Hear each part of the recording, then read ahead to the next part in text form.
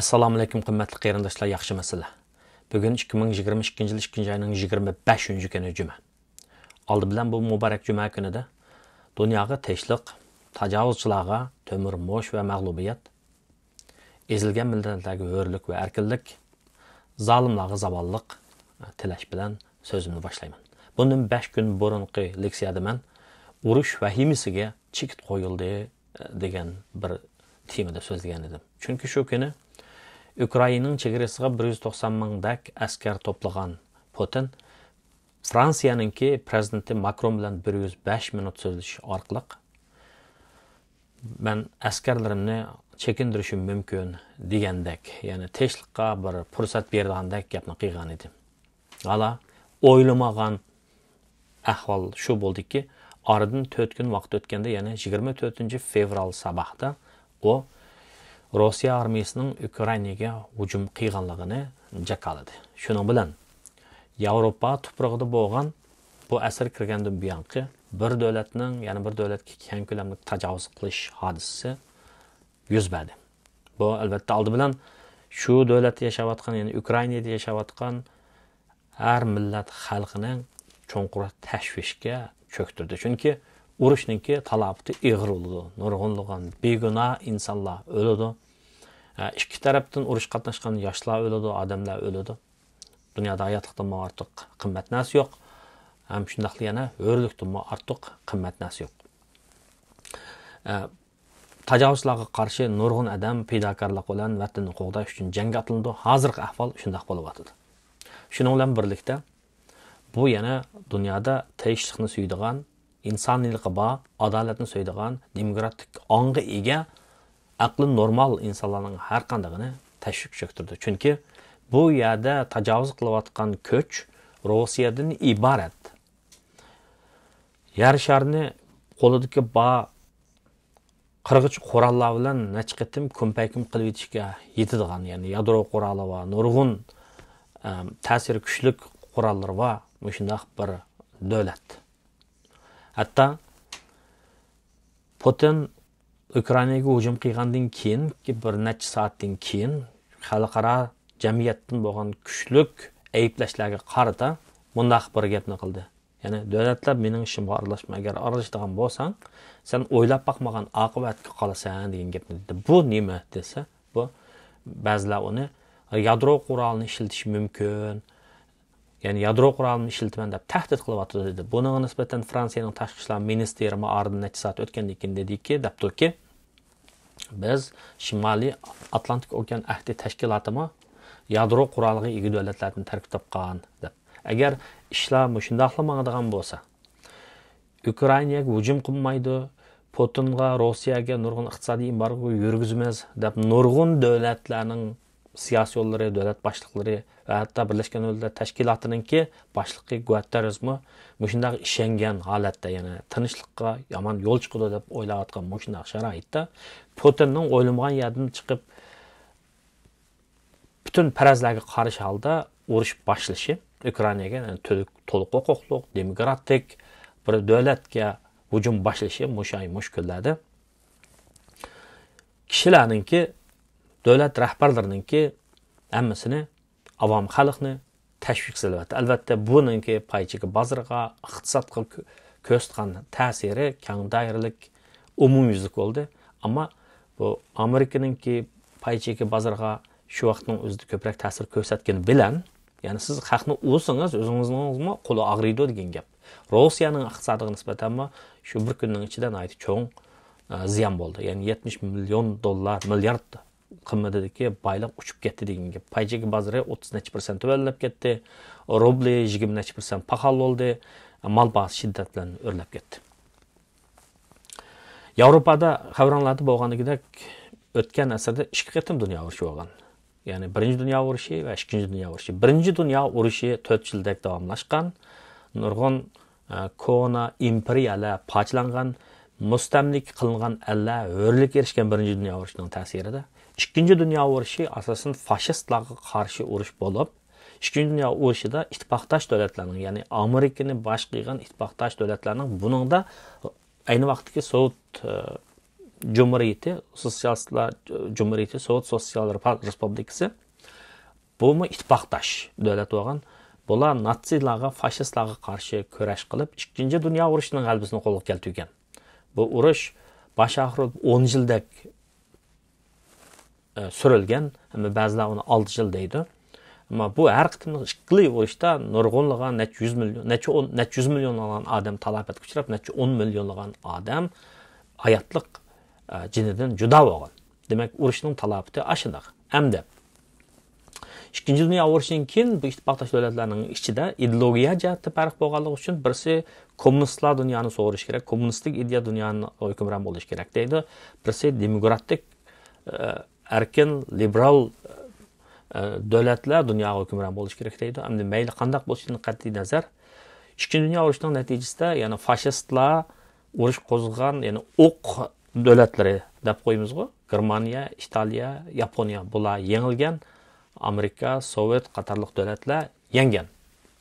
Angliya, Fransiya qatorliq davlatlar urushda g'alaba qilgan. Buning natijasida bu Yevropami bir nechaga bo'lingan. Ya'ni Sovetninki chambariga ostidagi Sharqiy Yevropa, Amerikaninki ta'siri doirasidagi G'arbiy Yevropa. Ya'ni sovuq munosabatlar urushi shu 2. Dünya urushidan keyin boshlangan. 2. Dünya urushininki tamamlash bilan nurg'un davlatlar yana mustaqillikka erishgan, yana mustamliksizlashtirish harakati olib berilgan.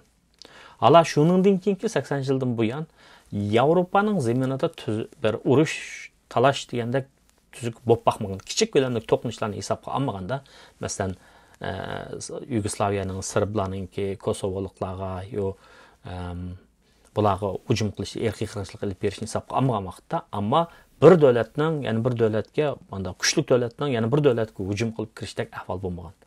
Ammo 21-asrga o'rilgan vaqtda tarixning sayti Rossiya, ya'ni 2008-yili Georgiyaga hujum qildi. Onunga tashqi dunyo azroq inkas qaytadi, kuchli emas. 2014-yili bu Qrimni, ya'ni Ukrainadan Qrimni bo'lib chiqatdi. Bunun nisbatan azroq iqtisodiy embargo yurgizgan bo'ldi, lekin kuchli bo'lmadi. Bu qitimma Putin ashuna qo'yilgan chig'i Ukrainaninki ikki qismini, ikki yerini Donetsk, Luhansk degan, ya'ni 22-yillar buyruq bilan mustaqil deb jakalyapti. Bu Rossiya o'zining davlat BDTninki doimiy xavfsizlik kengashininki 5 muhim davlatning biri bu. Birlashgan Davlatlar Tashkilotining o'zining nurg'un nizomlanmalari va davlatlarning qurilishi, ularning haq-huquqi degandek. Mana shunday ig'lik huquq davlatni bu o'zi buzdi, ya'ni hujum qildi-da, hujum qilib hozir butun dunyoga nisbatan bir tashvishning urg'ini chechyapti. Nemishqa deganda buni mutaxassislar bundaq 3 sababga bog'layotgan gap. Ya'ni Rossiya bilan Ukrainaning o'rtasidagi tarixiy munosabat murakkab. Ya'ni Ruslar, Putinlar deyki, bular Rus bular o'zini boshqa bir millat divog'ini biladi. Ukrainalar biz o'zimizning tarixi va o'zimizning tili va o'zimizga xos madaniyatimiz va biz Ukraina millati deydi. Demak, bu jahongirlar, faşistlar mana shundoq. Ya'ni o'ziga o'xshamaydigan xalqning boshqa bir madaniyatdagi xalqning tili, chiroyi, turmush odati o'xshamaganligi uchun ya uning hasad qilgan, ya mansitmagan, ya dushman ko'rgan. Shuning bilan ularga dushmanlik qilgan, dushman ko'rgan. Mana hozir bu Putin mana Ukrainani butun o'zining temir tapini tutib turish uchun shu urushni boshladi degan. Bu ya'ni Putinlarning qarashida Ukrainaya mening gapimni anglash kerak. Xuddi Belarus mening gapimni anglagandek, Pokiston Xitoyning gapini anglagandek mening ko'zimga qarash kerak. Bu g'arbga yaqin turib kelsa bo'lmaydi. Bu NATO bilan yaqinlashib kelsa bo'lmaydi deyotgan gap. Ya'ni bu ikkinchi sabab shu. Bu NATOga yaqinlashib kelsa, NATO sharqqa kengaysa bizga tahdid bo'ladi. Strategik jihatdan keyingi bizga tahdid bo'ladi deb o'ylayotgan gap. Ya'ni bu yerda biz tilga olgan 2-Dünya urushidan keyin shakllangan sovuq munosabatlar urushi kommunistlar lageri bilan demokratlar lageri o'rtasidagi dunyodagi cho'ng bir to'qinish, ya'ni ayni vaqtdagi Sovet ittifoqi darajadan tashqari kuch, Amerika darajadan tashqari kuch. Bu ikki kuch va bu ikki kuchga homiy bo'lgan kuchlarningki kurashish natijasida 90-yili sovuq munosabatlar urushini ayni vaqtdagi prezident Bush e'lon qildi-ku, oxirlashdi deb. Reaganning to'pisi bor buningda.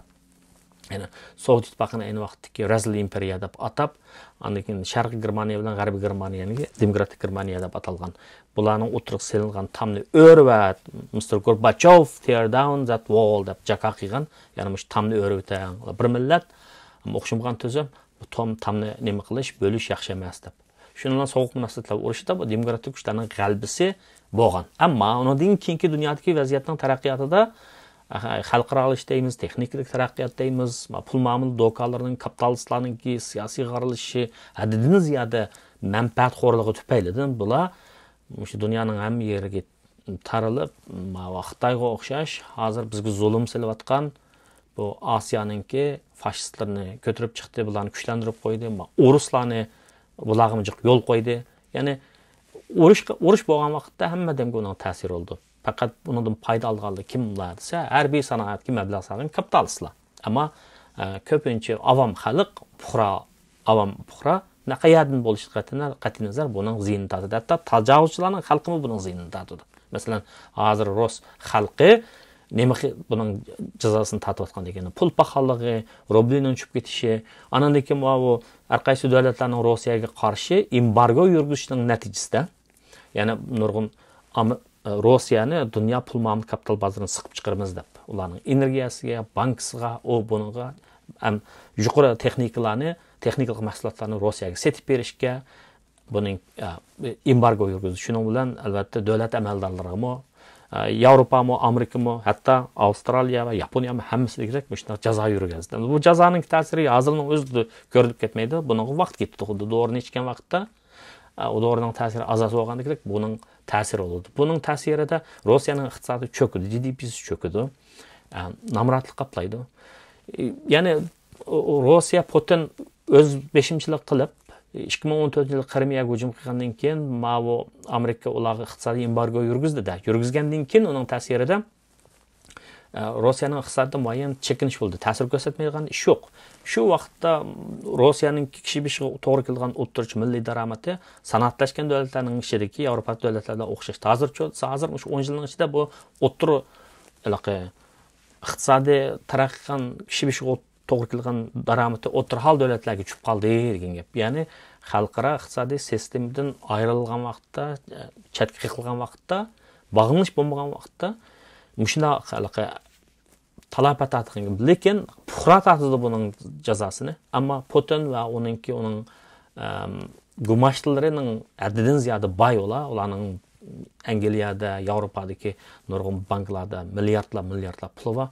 Hozir bu davlatlar shularga iqtisodiy embargo, shularga jazo yurgizayotgan gap.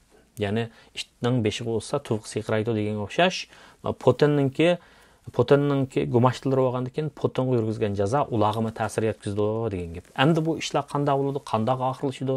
Bu hozir uchur davri, fan texnika, alomat tarixib ketgan gap, urush, issiq urush, ya'ni nechxil urushning nechxil shakllar bo'lib ketdi. Masalan, kompyuter orqali urush qilgan ish va odamsiz uchoq bilan aeroplan bilan hujum qilgan ishlar bor. Nurg'un ishlar bo'lib ketib, nurg'un texnikalar shunday taraqqiyot ketdi-da. Ya'ni buzg'unch xarakteriga texnikalarni ajoyib bo'lib ketdi-da. Uchur urushi va tashviqot urushi va degandek. Bu ikkinchi dunyo urushidagi urushdan bu natijasi xatarlik, natijasi buzg'unch xarakterli urush bo'ladi. Endi buning bu qanchalik davomlashadi, nada to'xtaydi, buningga faraz qilish tas. Biroq hamda Putinning hammadan bu yerda o'yin rol o'ynayotgani Putinninki ideyasi. Ya'ni Putin bundan 10 yil burun ayni vaqtdagi Sovet ittifoqininki parchalanib ketganini asrlik bir tragediya, nachar deb qaragan kishi ekan. Putin Yeltsin tanlagan bir odam, ya'ni demokratik holda chiqqan odam emas. Rossiyani 20 yildan buyon idora qilyapti. Ya'ni qattiq qo'lliq bilan asli KGB'den chiqqan odam. KGB'ninki garchi jasuslik texnikasi ustun bo'lgan bilan rahimsizlik, qora yuraklik, askirlikda uchiga chiqqan ham bular. Endi bu ashnangdan yetilib chiqqan bu odam Rossiyani idora qilgandan buyon hokimiyatlik bir tuzumni yo'l qo'yib, o'ziga qarshi chiqqan hamma kuchlarni yo'q qilib, og'zini yumib, ashna qilib kelayotgan. Endi buning o'lgicha balkim Char podshoninki Nikolay II deb qo'yamdikan, Charpotiya bo'g'zi bor o'xshaydi. Ya'ni ayni vaqtdagi Jahongirlikni terildirmoqchi bor o'xshaydi. Ya'ni bu hozir Stalindan qolgan yovuzlik bilan Charpatiyasining Jahongirlikka tushining berikmisidan changlashgan bir tushni ko'rayotgan odam ekan bu Putin. Endi shundaq bir ahvol ostida xalqaro Ukrainaga nisbatan aytgan vaqtda xalqaro jamiyat moddiy jihatdan va axloqiy jihatdan qo'llash qiyg'ini bilan bularni demokratik Allah. Ammo mana hozir bir yarim soatdan oldin xabardan qaraganda Polsha hukumati nima qilibdi? Qoral o'q yaroq beribdi. Albatta tajovuzlarga qarshi urush qilish uchun, o'rlikni elish uchun qoral bo'lish kerak, etish kerak. Shunday o'zini qo'g'dash uchun. Kompyuterni olib so'zlagan bilan, Twitterga chiqib so'zlagan bilan, Facebookga chiqib so'zlagan bilan oqmaydi ishlar. Chunki dunyoda kuch va iroda bu muhim narsa. Mana bu nimalarning shu NATOning ichida endi bu Ukraina NATOga a'zo bo'lmaganlikdan ular askar kirgizolmaydigan, ammo NATO bugun o'zining to'rbitida bir bayonotnoma e'lon qilib, Rossiyani qattiq ayblabdi, Putinni qattiq ayblabdi, butun aqbatga mush masala debdi. Anandan keyin bir muhim gapni qildi. Erkinlik hamon zulmni ustidan g'olib keldi deb. Men shuni ishonaman. Ukraina xalqi bu ishda oxirgi g'alabani qo'lga keltirdi. Nimishqa? Uzun muddatlik urushda adolat nihoyat muhim. Shu xalqning, shu millatning ro'yiti, g'ururi buna nihoyat muhim. Sovetlar ayni vaqtda Stalinning vaqtida 39-yili 500 ming, ya'ni 20 milliondan ortiq qizil armiyaning askarini Finlandiyani besilishga avatgan. Ya'ni shu vaqtdagi Baltik dengizidagi 4 davlatga, Finlandiya, Estoniya, Latviya, Litvaniya degan davlatga bizga boshaq desa 3 qo'shilgan, Finlandiya qo'shilmagan. Shu chaqdagi Sovetning umumiy nufusi 170 million, ammo Finlandiyaning 3.17 million, 4 millionga yetmaydi. Shu vaqtda Finlandiyaning bir generali chiqqan, Finlandiyadan ismi Menhailmo shundaq bir. Bu kishi butun Finlandiya xalqini, yoshlarni, odamlarni harakatlantirib 120 mingdan ortiq askar tayyorlab, 20 milliondan ortiq qizil armiya askarlariga qarshi, tajovuzlarga qarshi urush qilgan. Finlandiyaning yer tuzilishi alayida shu vaqtning o'zida qish muhiti, qarliq dala, qarg'ayliq ular yaxshi sharoitni yaratib bergan. Chunki Finlandiyaning xalqi shu chang'i teyilishga nihoyat usta bo'ldi ekan. Chang'i teyilib turib, Rus tajovuzchilarini shu vaqtdagi Sovet ittifoqining armiyasini nihoyat cho'ng talobatga uchratganlikdan ular keyiniga chekingan gapga shu chaqda. Ham 79-yili Sovet qizil armiyasi Afg'onistonga besib kelib, 79-yili u yerda kommunistlarga moyil Najibulloh hukumatini quramiz deb, u yerda 10 yillik turib nurg'un talobatga uchrab chiqib ketdi. Bu guynavallari xalqni tinch yashab qo'ymay, xalqning zaminiga bosib kirib, xalqni o'zgartiman deb, xalqqa huzursizlik, xalqqa zulm soladi. Ayonatda o'zini haqli ko'rsatishga urindi. Putin degan guynavallisi deydi, mana hozir nimada Ukrainaning shimolidagi 2 rayonda ruslarga qarshi shu irqiy qirg'inchilik ilib bordi Ukraina. Ukraina demokratik davlat, prezidentimiz erkin saylanma orqali chiqqan, bu NATOga a'zo bo'laman deyotgan demokratik qimmat qarashni qabul qilgan bir davlat bo'lsa, bu agar u irqiy qirg'inchilik qilgan bo'lsa, bu allaqachon 2014-yildan buyon bu Sovet Rossiyaning ta'sir doirasiga o'tib bo'lgan bo'lsa, u yerda ruslar ustun o'rinda turayotgan bo'lsa, ya'ni u yerda qanday irqiy qirg'inchilik qildi? Bir odam o'ziga o'zi qirg'inchilik qilamdi? Agar u yerda rasmiy irqiy qirg'inchilik bo'lsa, qirg'inchilik qilgan bo'lsa, u yerda jazo lagerlari qani, u yerda qanday jazo lagerlari bormi, qul amgigi bormi? Demak, bu irqiy qirg'inchilik qildi, shuning uchun men uni ruslarni qutqizman, shuning uchun ularni ozod qilman deb askar kirgizdi degan gapning o'zi nima desa, haqiqiy irqiy qirg'inchilikni o'tkazayotgan zolimlarning turqisi qilish kerak. Hozirgi ahvol nima bo'layotdi desa, mana yana sovuq munosabatlar urushining ikkinchi nusxasi shakllanyapti degan gap. Amerika va G'arb Yevropani asos qilgan demokratik ellar Sovet, Belarus va oningki yoshirin yan tayoqchisi. Masalan, Xitoy Putin nimaga bordi? Qishliq olimpik musobaqasi Beijingga bordi, 30 soat turib ketdi. Nurg'un to'xtamlarni, iqtisodiy to'xtamlarni imzolatib, yana qanday siyosiy kelishimlarni qildi, uni biz uqmaymiz. O ketgandan keyin mana hozir Yevropa iqtisodiy jihatdan buni qisman deyotgan vaqtda Xitoy qo'pib Rusniki nurg'un bug'diyni olaman dedi. Bu yerda bir alqılıq paytda iqtisodiyotdan bir qutquzuvchi unaga bir nafaslash fursati berdi degan gapda. Shunday bo'lgan vaqtda bu yerda ashuna bir kuchlar shakllanyotdi-da. Ya'ni ittifoqdoshlar burun xuddi birinchi ikkinchi dunyo urushi mazgilida shakllangandek. Endi mavo o'q markazida razil kuchlar. Yani Rossiya Belarus, ya'ni Rossiyani ayni vaqtga Gitlerga o'xshatsak, Germaniyaga o'xshatsak, Belarus nima bo'ldi degan gap. Haliqi Italiya bo'ldi degan gapda, Mussolini bo'ldi degan gapda, Lukashenko degan shu Mussolini bo'ldi degan gapda. Anadan keyin buningki yantayoqlari, anadan keyin mavo uni qo'llaydigan, Xitoyni qo'llaydigan kichkina haliqi qalandagi dambasi jugrab berib putuq suyab ketadigan yoki bo'lmasa cho'jiga dambasi jugrab bilib rokuldab yeb ketadigan bunda bir davlatlar bor ama Xitoyning atrofidagi. Shu davlatlar balkim bularni qo'llaydi. Masalan, hozirgi ahvollardan qaragan vaqt ishlar shunday bo'ladi. Uning ustiga mana Basra Asad mana bu ana yana bir diktator o'zining xalqini terib eran qilayotgan.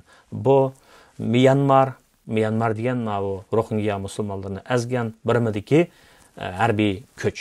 Bularning hammasi Rossiyani qo'llab so'zladi. Demak, dunyo mana shunday ikkiga ayrilib ketadi hozirgi ahvolda. Xo'sh, endi bu ishlarning bo'lishi umuman aytgan vaqtda hech kimga yaxshi emas. Bu ishlarning oxirgi natijasi qanday chiqdi? Dunyoning tartibini qanday o'zgartirdi? Kessinger 2019-yilda Wall Street Journal maqola yozgan vaqtda bu qitimliq vabo, asrlik vabo dunyoning yangi tartibini qurib chiqdi degan. Ammo ma'qul ahvolning yuz berishini faraz qilmagan. Bu vaboning tahfishi, uning ustiga o'lmakning ustiga tepmak degandek, bu qitim Rossiyaning Ukrainaga hujum qilishi va ittifoqdosh davlatlarning bunga qarshi vasitlik, buni bevosita taqobil turish demaymiz, vasitlik taqobil turish, ya'ni iqtisodiy jihatdan embargo yurgizish qatorliqlarning hammasi zodi bundan keyin dunyoning geopolitikasida, ya'ni jug'rofiyaviy va siyosiy ahvolda qanday bir o'zgarishlarni barliq keltirdi. Buni hozir birdim demak tez. Birlashgan 2-Dunyo urushidan keyin barliq kelgan Birlashgan Davlatlar Tashkilotimi qaraganda o'zining kuchini yo'qotgan. O bir zaypalanib ketgan bir tashkilot bo'ldi degan gap. Ya'ni cho'ng zolim kuchlarning gapaqadigan, ana bu zolim kuchlar o'zininki g'alchilarini sidib oladigan. Masalan, Uyg'urlarning masalasida hozirga qadar bir tekshirish imkoniyati Mao urusninki Rossiyaninki Ukrainaga qilgan tajovuzchilik masalasida Putin tinchlik yo'lga qaytib keldi deyiladi, ammo dunyo jamoatini, nurg'un davlatlarni ittifoqlashtirib, ash tashkilotlarda Rossiyani Birlashgan Davlatlar Tashkilotining doimiy xavfsizlik kengashidan qo'g'lab chiqargan bir ishni qilolmadi. Endi bu harbiy jazo, siyosiy, iqtisodiy jazoni ba'zilar, masalan, Angliyaning bosh ministri Boris Johnson qattiq turyapti, yana bularni jazoni qattiq berish, eg'irlitish kerak deydi. Ukraina xalqimi bu xil nemiga, bu xil tajovuzchilikqa qarshi qat'iy irodani ifodaladi. Zelenskiy 45 yoshli kishi, komedian, artist, prezident, ama bu kishiningki cho'ng dadasi, bular Yahudi pushtidan keyin cho'ng dadasi ayni vaqtda Qizil Armiyada, Sovet Qizil Armiyasida bir general bo'lgan adam ekan, ya'ni fashistlarga qarshi urush qilgan adam ekanda.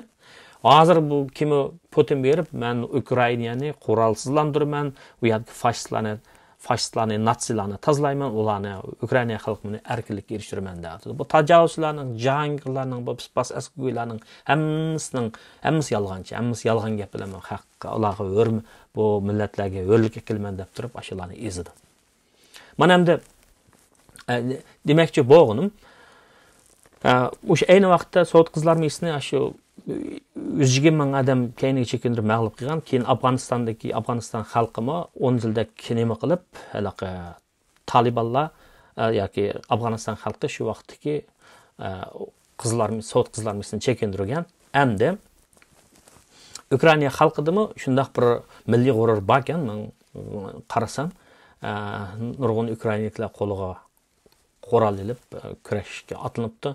Men bir xabarni ko'rdim. 80 yoshli bir odam bor. Men jangga qatnashman, nimishqa navralarimning bexatarligi uchun deb tizimni tutibdi.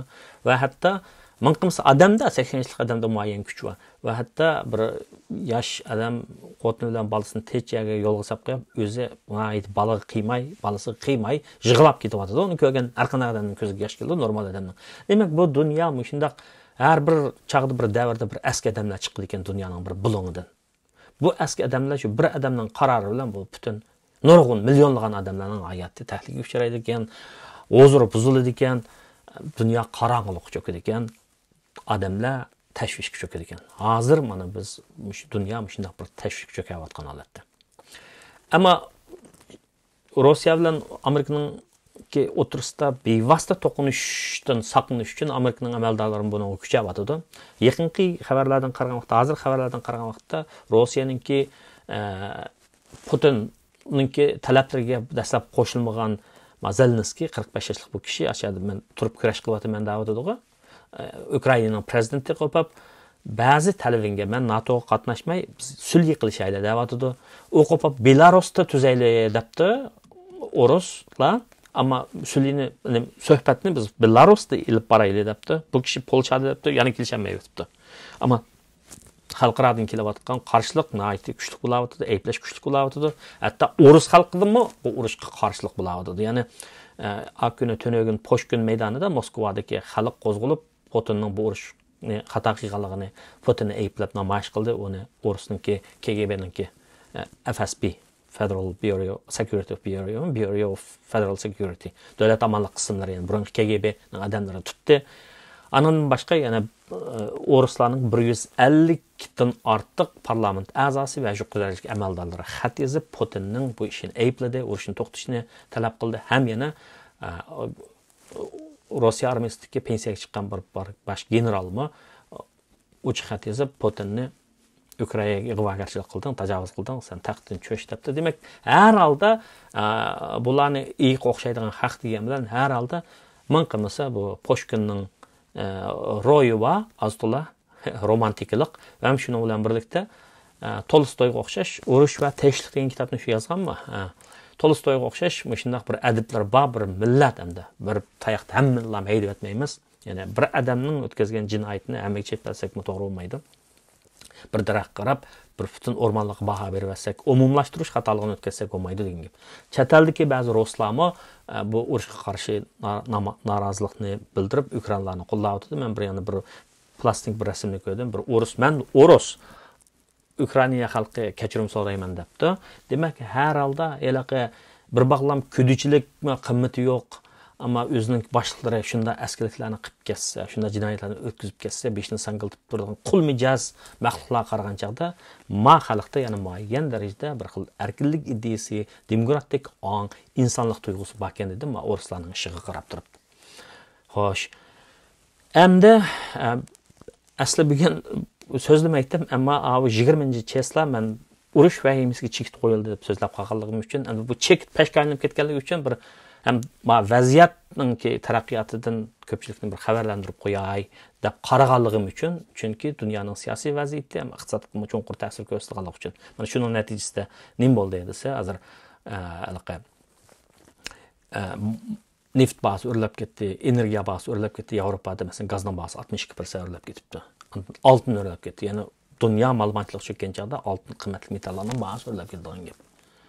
Ama Amerika'nın pay çekidip qattiq shiddatli tushish olgan bugun o'sab qoldi. Uningdagi yana bir sabab ma'vo do'zaxmi 3 kunda ko'nildi odam deganga o'xshash ma'xil xabarninki, urush xabarininki pay cheki bozorga ko'rsatgan ta'siri shu vaqtning o'zida qattiq bo'lgan bilan hozir xalqlar qarasa anchalar o'ylagandek emas. Shuning bilan azroq yana bozorga nisbatan bularning ishonchi ko'tarilib qoldi mablag' saqlashlarning degan gap. Andan keyin birinchi oyda chiqqan sonliq ma'lumotmi bunga ta'sir ko'rsatdi, pay chekining yaxshiroq bo'lishiga. Ya'ni nima desa, Amerikadagi aholilarningki xususlarningki xajlagan puli yuqroq bo'lgan. Xalqning qo'lida pul bo'lgach xajlayotgan gap. Shunlashqa bu iqtisodda yana setilish kuchi bor degan gap. Ya'ni iqtisodning yaxshiligidan derak berdi. Bu mablag' soqishlarda, tijorat qilishlarda bir xil ishchanishni qo'zg'ayotgan gap. Shunga Amerikaning iqtisodiga yana bir xil bu aşıda gerçi iş sürati ast bo'lsa deb qaraymiz. Pay cheki bozorida anaqa kasat bo'lib ketishning ehtimolini aytib. Ammo buni ikki davlat o'tirishga urush, Amerikaning NATOning urush tutgan buning keyingi pozitsiyasining qanday bo'lishi bu ta'sir bu pay cheki bozoriga iqtisodga albatta ta'sir ko'rsatdi. Masalan, o'tganda degandek ta'minlash zanjiriga Anaki Ukrayna mı, Rusya mı dünyaya ham material satadigan, masalan, Rusya dünyaya ikkinchi tabiiy gaz, bular mı Avropaga tabiiy gaz satadi. Üçüncü dünyaya neft satadigan, işte ham neft satadigan bir davlat. Ana şu embargolarning ta'sirida dunyo bozorida ham neft tabiiy gaz shunday qisqalab ketib qolsa, uning bahosini ko'taradi. Bu pahalılığını keltirib chiqaradi degan gap.